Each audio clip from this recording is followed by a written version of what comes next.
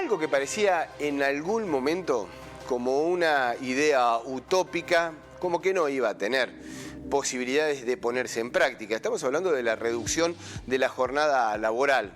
Habitualmente una jornada laboral de 5 días a la semana, con 2 de descanso, lo más habitual. Hay algunos, obviamente, convenios colectivos que tienen alguna diferenciación, pero dentro de la estructura a nivel mundial, incluso los 5 días laborales, ¿no? Habitualmente lo que es de lunes a viernes. Pero comenzó desde hace algunos años, porque no es nuevo, esta posibilidad de reducción, de trabajar 4 días a la semana, que se mantiene la productividad, que incluso se aumenta la productividad, que se trabaja de manera distinta, que se está más descansado, que genera un movimiento económico colateral también desde otro sector, que también es muy positivo, como por ejemplo el turismo y algunas otras situaciones que se dan dentro de esa economía global. Lo cierto y lo concreto es que algo que parecía bastante lejano, Chile aprobó la reducción de la jornada laboral a 40 horas semanales. No es tal cual lo que estábamos mencionando, lo de los días,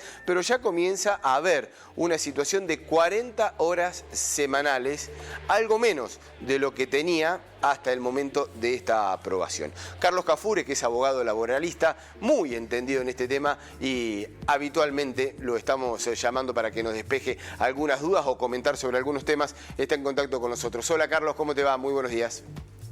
¿Qué tal, Mariano? ¿Cómo te va? Muy buenos días. Muy bien. Bueno, Carlos, esta aprobación es una prueba piloto. ¿Va a ser importante pensando en el futuro en algunos otros países de poder ampliar esta reducción de la jornada laboral?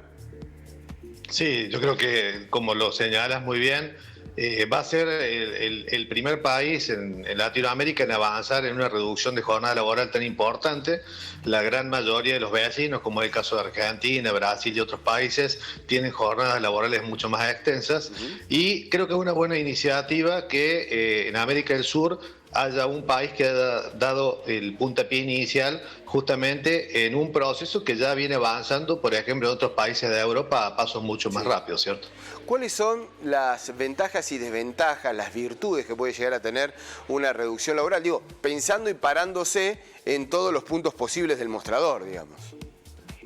Bueno, fundamentalmente esto está analizado por especialistas. Se ha visto, por ejemplo, en el caso de Suecia, en donde la jornada laboral se ha reducido 6 horas diarias, o sea, 6 horas diarias laborales, por decirlo de alguna manera, y en aquel país, por ejemplo, los especialistas que han analizado este fenómeno, en un lapso de aproximadamente unos 6 meses, han notado un incremento en lo que es la productividad, una reducción de ausentismo, es decir, de carpetas o licencias médicas, y fundamentalmente una mejor predisposición laboral y rendimiento justamente de aquellas personas que tienen que llevar adelante las tareas con una jornada laboral mucho más reducida, ¿no?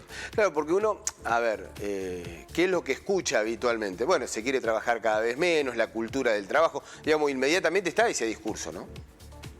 Sí, hay distintos tipos de modificaciones que se han realizado lo que es la jornada laboral. Hay países como te señalaba recién el caso de Suecia, que la jornada diaria es de 6 horas, habitualmente la gran mayoría de los países, como es el caso de Argentina, son de 8 horas, por ejemplo.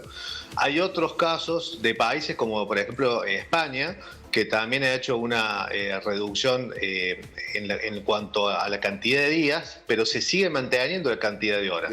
Es, por ejemplo, ese caso que vos habías mencionado recién, de los 4 días laborales, pero en este caso se compensan la cantidad de horas que no se trabajaría ese quinto día, incrementando 2 horas de laborales más en el resto de los días de la semana.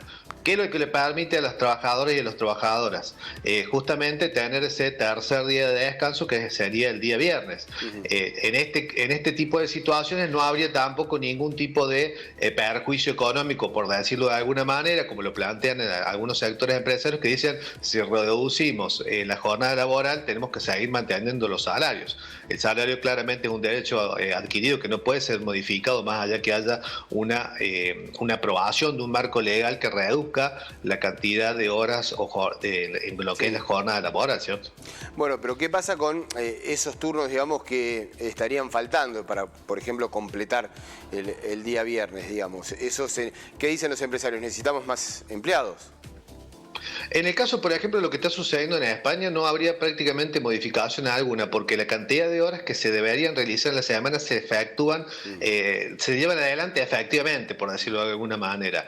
No significa que por no desempeñarse el día viernes los trabajadores tengan algún tipo de espacio o lapso de tiempo en el cual no llevan adelante esa función. Sí la van a realizar en esas 2 horas que van a adicionar a cada uno de los días anteriores, que de alguna manera compensaría o completaría la carga habitual de horas que tiene el sistema o el régimen laboral en España, por ejemplo. Sabemos las cuestiones específicas que tiene cada rubro, cada trabajo, no es lo mismo una tarea que otra, digo, en cuanto a desempeños. ¿Esto está involucrando a todos o hay algún sector del trabajo en el cual se ve inmiscuido? Puntualmente lo que se ha aprobado en Chile es específicamente y exclusivamente para el sector privado.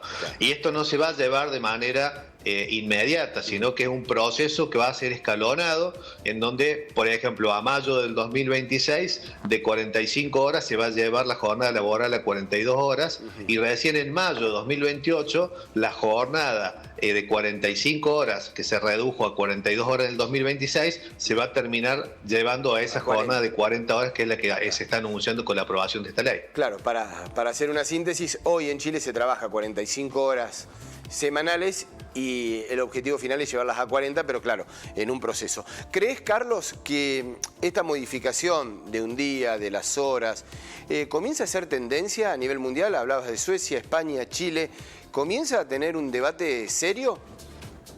Sí, yo creo que uno de los disparadores que ha justamente puesto sobre el tapete el tema de la productividad, el tema de la reducción de la jornada laboral, ha sido justamente la pandemia, en donde en muchas actividades se ha rotado de lo que es la presencialidad a lo que es el home office o el teletrabajo, como se denomina habitualmente.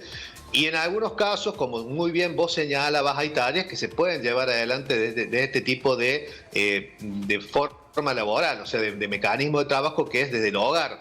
Hay algunas actividades que obviamente, por ejemplo, lo que son trabajos operativos, pensemos por ejemplo en aquellos trabajadores que desempeñan actividades en un municipio, en lo que es el alumbrado público, en la limpieza, esos son trabajos que obviamente son presenciales, pero yo creo que la tendencia a nivel mundial y lo que viene sucediendo, porque nosotros observamos siempre lo que sucede o lo que pasa, valga la redundancia, en Europa, que eso después termina viniendo de alguna manera a América. En Europa la tendencia es que la gran mayoría de los países van avanzando hacia lo que es una reducción de la jornada laboral, porque como te señaló anteriormente, claramente los primeros casos pilotos que se han puesto en práctica han demostrado no solamente un aumento en la productividad, sino una alta disminución en los índices del ausentismo, que esto muchas veces es cuestionado por distintos sectores empresarios. Carlos, te hago la última, no te robamos más tiempo, pero ¿qué tiene que ver con la realidad global del trabajo y con algo que es incipiente pero va todo tan rápido? Y la preocupación que hay en el mundo laboral por la inteligencia artificial. ¿Cómo tuviste posibilidad de estar viendo, de estar observando algo, de estar estudiando cómo se puede desarrollar y cómo se va a dar en un futuro? Bueno, la inteligencia artificial, el avance tecnológico es algo inminente. Yo lo he conversado incluso con algunos secretarios generales de gremios importantes acá en Córdoba y también del país, de la necesidad de empezar a rediscutir algunos convenios colectivos, porque muchas veces cuando uno habla de discutir o de abrir discusión para un convenio colectivo, piensa que va a ser para disminuir o para suprimir o para restringir derechos. Y lo que está sucediendo en nuestro país es que hay convenios colectivos que datan del año 1975, por ejemplo, y la realidad obviamente ha cambiado. El tema tecnológico no se ha tenido en previsión y hoy muchas actividades que no han avanzado en esos convenios colectivos con relación al tema tecnológico están sufriendo realmente hasta pérdida de puestos de trabajo. Entonces creo que hay que ir trabajando desde las distintas organizaciones sindicales con los distintos actores sociales. Creo que la Universidad Nacional, por ejemplo, debería ser un actor fundamental que tendría que estar colaborando con muchos sindicatos para ir viendo cómo se van a reconvertir a futuro muchos puestos de trabajo. Obviamente, para que se vaya preparando los proyectos, para que se capaciten a las trabajadoras y a los trabajadores para lo que viene.